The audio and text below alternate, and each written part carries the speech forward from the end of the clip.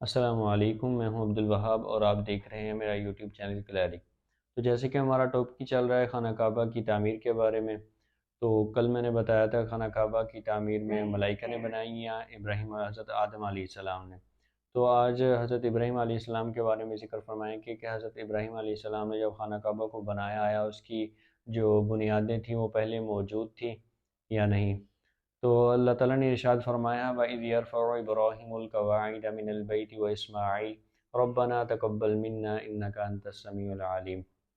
کہ جب ابراہیم علیہ السلام اور حضرت اسماعیل علیہ السلام خانہ کعبہ کی بنیادوں کو اٹھا رہے تھے تو ساتھ میں حضرت اسماعیل علیہ السلام یہ دعا کر رہے تھے، اے ہمارے رب تو اسے قبول فرما،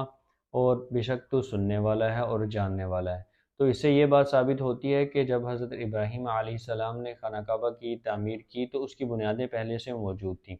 اور اس کے بارے میں حضرت عبداللہ بن عباس رضی اللہ تعالیٰ عنہ کا قول بھی ہے کہ جب حضرت ابراہیم علیہ السلام نے خانہ کعبہ کو بنایا تو اس کی بنیادیں پہلے سے موجود تھیں۔ اور دوسرا قول حضرت علی رضی اللہ تعالیٰ عنہ کا ہے کہ وہ فرماتے ہیں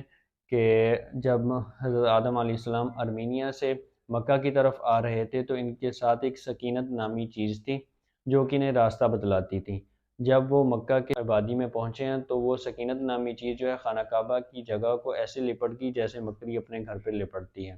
تو جب اس کی کھدائی کی گئی تو اس میں اتنے بھاری پتھر نکلے کہ جو 30 آدمی بمشکل اٹھا سکتے تھے۔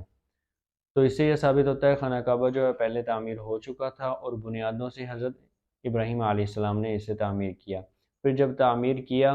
تو اس کو تعمیر کرتے ہوئے نہ اس میں گارا استعمال کیا، نہ چونا اور نہ مٹی وغیرہ استعمال کی گئی، بلکہ پتھر کے اوپر پتھر رکھ کے اسے تعمیر کیا گیا۔ اور مشرقی دیوار میں کی جگہ چھوڑی گئی تھی لیکن دروازہ نہیں لگایا گیا تھا، اور اسی طرح دیواریں تھیں ان کے اوپر چھت بھی نہیں تھی، چھت نہیں ڈالی گئی تھی، صرف دروازہ بھی نہیں لگایا گیا اور صرف دیواریں تھیں ان کے اوپر، صرف چھت بھی نہیں لگائی گئی۔ اس کے طرح اس کی دائیں جانب